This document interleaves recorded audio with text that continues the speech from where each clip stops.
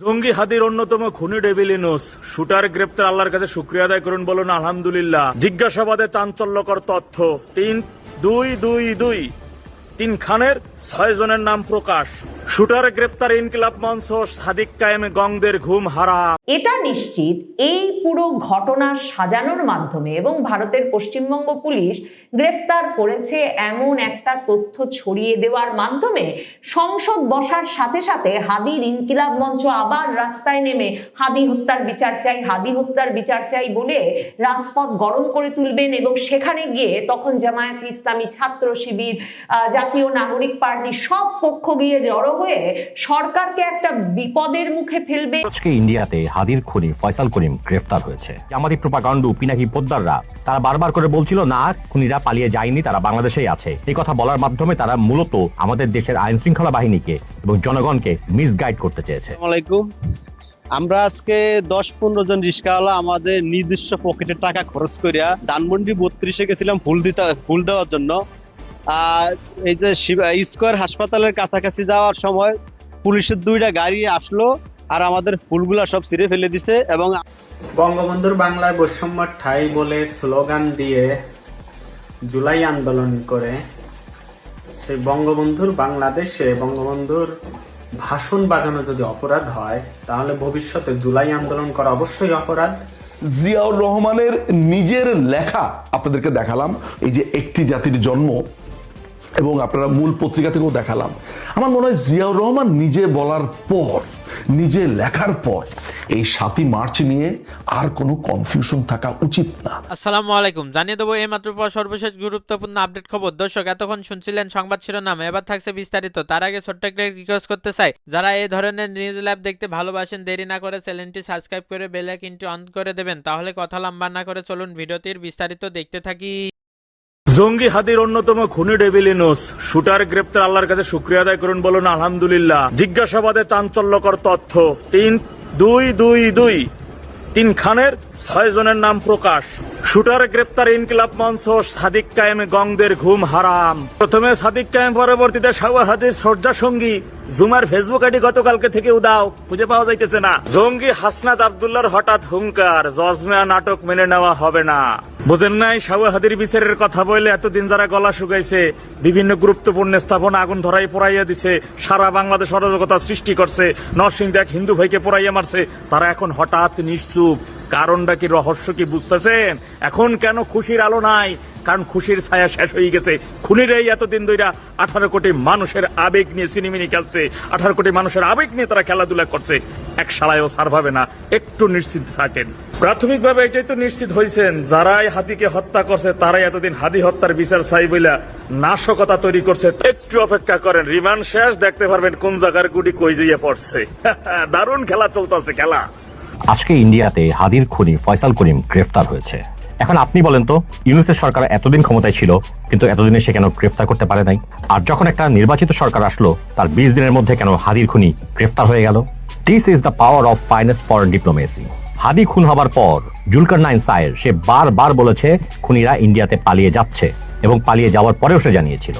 অন্যদিকে এই জামাতি প্রোপাগান্ডু পিনাকি পোদ্দাররা তারা বারবার করে বলছিল না, খুনিরা পালিয়ে যায়নি, তারা বাংলাদেশেই আছে। এই কথা বলার মাধ্যমে তারা মূলত আমাদের দেশের আইন শৃঙ্খলা বাহিনীকে এবং জনগণকে মিসগাইড করতে চেয়েছে। আদতে হাদির খুনিদের কূটনৈতিকভাবে ধরার সব প্রসেস বন্ধ করে দিয়ে এরা মানুষের মনোযোগ আন্দোলনের প্রতি ধাবিত করার চেষ্টা করেছে, এবং এভাবেই প্রোপাগান্ডুর দল হাদির খুনিদের সেফ এক্সিট দিয়েছে। দেখেন ভাই, শেখ হাসিনা গণতন্ত্র ধ্বংস করেছিল, দেশের মানুষের কাছে সব ধরনের গ্রহণযোগ্যতা হারিয়ে সে ইন্ডিয়ার সাহায্য নিয়ে তাদের মদতপুষ্ট হয়ে বাংলাদেশটাকে শোষণ করতে চেয়েছিল। বিএনপি তখনও বলেছে, এখনো বলছে, বিএনপি বারবার করে বলছে বাংলাদেশের দরকার একটা দক্ষ ফরেন পলিসি, যেখানে কোনো দেশ আমাদের শত্রু হবে না, প্রভুও হবে না। উইন উইন ডিপ্লোমেসি করে বিএনপি বাংলাদেশের মানুষের স্বার্থ রক্ষা করবে। অথচ বিএনপির এই ফাইনেস্ট ডিপ্লোমেসিকে জামাতি প্রোপাগান্ডার দল, বিশেষ করে এই পিনাকি পোদ্দাররা বারবার বিএনপিকে আওয়ামী লীগের দোষর হিসেবে প্রমাণ করার চেষ্টা করেছে। গণতন্ত্রের মূল শক্তিটা এখানেই। আপনার দেশের অপরাধী আপনার শত্রু দেশেও লুকিয়ে থাকতে পারে। কিন্তু জাতিসংঘের জেনেভা কনভেনশন অনুযায়ী আপনার শত্রু দেশও আপনার সেই অপরাধীকে ফেরত দিতে পারে বা গ্রেফতার করতে পারে। এটাই ফাইনেস্ট ফরেন ডিপ্লোমেসি। হাদিকে হত্যা করার পরে প্রোপাগান্ডুরা হাদির লাশ বিক্রি করে রাজনৈতিক ব্যবসা করার চেষ্টা করেছে। কেন আপনাদের মনে নাই নাহিদ এবং শফিকুর রহমান একটা মিথ্যা মেয়েকে হাদির বোন সাজিয়ে নিয়ে এসে ভোট চেয়েছে? তারা কখনোই হাদি হত্যার বিচার চায়নি। তারা এটাও চেয়েছে যে বিএনপি যেন কখনোই হাদি হত্যার সঠিক বিচার করতে না পারে। হাদির ইস্যুটাকে জিইয়ে রাখতে পারলেই তারা বিক্ষোভ আন্দোলনের মাধ্যমে নিজেদের রাজনৈতিক ক্যারিয়ারটাকে জিইয়ে রাখতে পারবে এবং বিএনপির ঘাড়ে বন্দুক রেখে দেশকে অস্থিতিশীল বানাতে পারবে। এটাই তাদের রাজনীতি। অথচ সৃষ্টির কি লীলা খেলা দেখেন, বিএনপি ক্ষমতায় আসার মাত্র 20 দিনের মধ্যে ইন্ডিয়াতে হাদির খুনিরা গ্রেফতার হয়ে গেছে। সেখানে হাদির খুনিদের গ্রেফতারের মাধ্যমে বিএনপি দেখিয়ে দিয়েছে ফরেন ডিপ্লোমেসি কি জিনিস। এখন অনেকেই বলবেন, তাহলে শেখ হাসিনা কাঁদছো না কেন বাছা? শেখ হাসিনাকে বিচারের সম্মুখীন কবে করবা? এটা নিশ্চিত এই পুরো ঘটনা সাজানোর মাধ্যমে এবং ভারতের পশ্চিমবঙ্গ পুলিশ গ্রেফতার করেছে এমন একটা তথ্য ছড়িয়ে দেওয়ার মাধ্যমে সংসদ বসার সাথে সাথে হাদির ইনকিলাব মঞ্চ আবার রাস্তায় নেমে হাদি হত্যার বিচার চাই, হাদি হত্যার বিচার চাই বলে রাজপথ গরম করে তুলবেন এবং সেখানে গিয়ে তখন জামায়াত ইসলামী, ছাত্র শিবির, জাতীয় নাগরিক পার্টি সব পক্ষ গিয়ে জড়ো হয়ে সরকারকে একটা বিপদের মুখে ফেলবে, একটা হুমকির মুখে ফেলবে, সংসদ অধিবেশনকে বাধাগ্রস্ত করার ব্যবস্থা করবে রাজপথে। এই সম্ভাবনাটা তারেক রহমান সরকার আপাতত বন্ধ করেছেন। বাংলাদেশে নির্বাচনের তফসিল ঘোষণার একদিন বাদেই গুলিবিদ্ধ হয়েছিলেন স্বল্প পরিচিত তরুণ নেতা ওসমান হাদি অজ্ঞাতনামা শুটারদের হাতে। কিন্তু 24 ঘন্টা না যেতেই বাংলাদেশের অনুসন্ধানী সাংবাদিক জুলকারনাইন সায়ের সহ ব্যক্তিবর্গ জানিয়ে দিয়েছিলেন কারা ওসমান হাদিকে গুলি করেছেন এবং সেই ব্যক্তিরা কিভাবে মেঘালয় সীমান্ত দিয়ে ভারতে পালিয়ে গেছে। হাদিকে হত্যার পেছনে জড়িতরা যে কিছুতেই নির্বাচনটা হতে দিতে চাইছিলেন না সেটা একরকমের নিশ্চিতভাবে বোঝা যাচ্ছিল। এমনকি হাদির ভাই, যাকে পরে ইউনূস সরকার যুক্তরাজ্যের দূতাবাসে চাকরি দিয়ে পাঠিয়ে মুখ বন্ধ করেন, সেই হাদির ভাইকে বলতে শোনা যায় শাহবাগে দাঁড়িয়ে যে এই উপদেষ্টা এবং সরকারের সকলে জানেন, অন্তত একটা অংশ নিশ্চিতভাবে জানেন কারা হাদিকে হত্যা করেছেন এবং তারাই হাদির হত্যাকারীদের পালিয়ে যেতে সহায়তা করেছেন। কারণ তারাই প্রশ্ন তোলেন, না হলে হাদিকে গুলি করার পর 24 ঘন্টারও কম সময়ের মধ্যে কি করেই বা সেই হত্যাকারীরা সীমান্ত পাড়ি দিলেন। আর আরেক দল প্রশ্ন তোলেন যে সেই হত্যাকারীরা কারা সেটা চিহ্নিত করে তারাই যে সীমান্ত পাড়ি দিয়ে কোথায় চলে গেছেন, এই পুরো পথটা কি করে যুক্তরাজ্যে বসে বাংলাদেশি বংশোদ্ভূত এক সাংবাদিকের কাছে খবর পৌঁছে যায়, যদি এই পুরো ব্যবস্থাপনাটা রাষ্ট্রীয় কোনো গোয়েন্দা সংস্থা কিংবা কোনো সংগঠিত চক্রের মাধ্যমে সংগঠিত হয়ে না থাকে।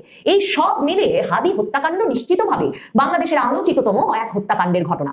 সেই হাদির হত্যাকারীরা নাকি এখন পশ্চিমবঙ্গে ধরা পড়েছে। পশ্চিমবঙ্গ পুলিশ জানিয়েছে শনিবার রাতে তারা সুনির্দিষ্ট গোয়েন্দা তথ্যের ভিত্তিতে এক অভিযান চালিয়ে বনগাঁ সীমান্ত থেকে হাদির 2 হত্যাকারী ফয়সাল করিম এবং তার সহকারী আলমগীর এদের দুজনকে গ্রেফতার করে ফেলেছে। মানে ভারতে হাদির হত্যাকারীরা গ্রেফতার হবেন এতে বিস্ময়ের কিছু নাই, কারণ বাংলাদেশে যে কোনো অপরাধের পরে খুব স্বাভাবিকভাবে সীমান্ত পাড়ি দিয়ে অন্য দেশে চলে যান অপরাধীরা। তো সেই অবস্থায় হাদির হত্যাকারীদের সেখানে গ্রেফতার হওয়ার বিষয়টি বিস্ময়কর নয়, কিন্তু পুরোটাই একটা সাজানো নাটক কিনা সে প্রশ্ন করবার যথেষ্ট কারণ আছে। এই কারণে যে এই খবরটা প্রথম বেরিয়ে আসে পশ্চিমবঙ্গ পুলিশের বিশেষ টাস্ক ফোর্সের এক বিবৃতির বরাতে ভারতের বার্তা সংস্থা ANI এই খবর দেয়। ANI ওই খবর দেওয়ার পর একেবারে দাবানলের মতো বাংলাদেশের সকল সংবাদ মাধ্যম, ভারতের পশ্চিমবঙ্গের বিভিন্ন সংবাদ মাধ্যমে সে খবর প্রকাশিত হতে থাকে। কিন্তু পশ্চিমবঙ্গ পুলিশ যে বিবৃতি দিয়েছে বলে বলা হয় সেটা দেখা যায় একটা সাদা কাগজের মধ্যে দেওয়া বিবৃতি, তাতে না পশ্চিমবঙ্গ পুলিশের কারো স্বাক্ষর আছে, না সেটা পশ্চিমবঙ্গ পুলিশের কোনো অফিসিয়াল লেটার হেডে দেওয়া। মানে সেটা তো একটা সন্দেহের উদ্রেক করে, তার চেয়েও বেশি সন্দেহের উদ্রেক করে যে একই তথ্য প্রত্যেকটি সংবাদ মাধ্যমে প্রকাশিত হতে থাকে। কেউ বলেন না যে তারা সরাসরি পশ্চিমবঙ্গ পুলিশের সঙ্গে কোনো কথা বলতে পেরেছেন বা পশ্চিমবঙ্গ পুলিশের সাথে এই তথ্য যাচাই করে নিতে পেরেছেন যে সত্যি তারা গ্রেফতার করেছেন কিনা। সাদা কাগজে যে বিবৃতি বেরিয়ে এসেছে সেটার আরো বিস্ময়কর ব্যাপার হচ্ছে সেখানে সরাসরি বলা হয় এই ফয়সাল করিম এবং আলমগীর হোসেন যে দুজনকে নাকি পুলিশ গ্রেফতার করেছে তারা নাকি পুলিশের কাছে প্রাথমিক জিজ্ঞাসাবাদে গড়বড় করে বলে দিয়েছেন তারাই ওসমান হাদিকে গুলি করে ভারতের মেঘালয় সীমান্ত দিয়ে এসে ভারতে ঢুকে পড়েছিলেন। মানে এমন স্বীকারোক্তি এরকম 2 দুর্ধর্ষ খুনি যারা কিনা বাংলাদেশের এই সাম্প্রতিক কালের সবচেয়ে আলোচিত হত্যাকাণ্ডটি ঘটিয়ে দেশ পাড়ি দিয়েছেন, তারা ধরা পড়া মাত্র গড়গড় করে স্বীকার করে নিলেন, সেটা খুবই বিস্ময়কর এবং সন্দেহজনক নিশ্চিতভাবেই।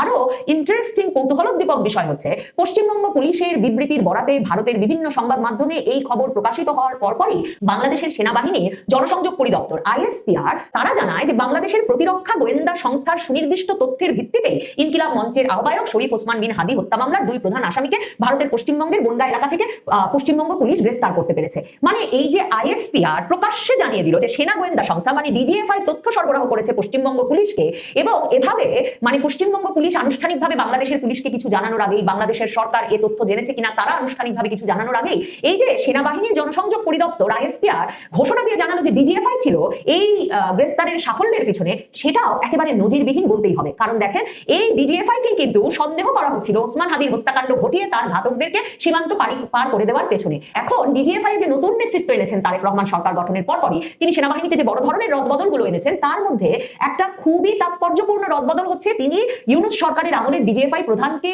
শুধু যে সরিয়ে দিয়ে অন্য একজনকে ডিজিএফআই প্রধান করেছেন তাই নয়, ইউনূস আমলের ডিজিএফআই প্রধানকে তিনি আসলে সেনাবাহিনী থেকেই সরিয়ে দিয়েছেন। সেনাবাহিনী থেকে সরিয়ে তিনি পররাষ্ট্র মন্ত্রণালয়ে ন্যস্ত করে দিয়েছেন, যেটা সুস্পষ্ট ইঙ্গিত যে এই ডিজিএফআই প্রধান যিনি ইউনূস আমলে কাজ করছিলেন তাকে তারেক রহমান বিশ্বাস করেন না, এবং তিনি ওই ব্যক্তিকে এমনকি সেনাবাহিনীর কোনো নেতৃত্ব স্থানীয় পদে দেখতে চান না। ডিজিএফআই নতুন নেতৃত্বে তারেক রহমানের আমলে এসে গঠিত হওয়ার পরপরই তারা তাই তাদের কৃতিত্ব দেখাতে এতটাই অধীর হয়ে উঠলো যে তারা সাথে সাথে জানান দিল যে তারা এই ওসমান হাদি হত্যাকারীদের গ্রেফতারে সকল তথ্য সরবরাহ করেছে।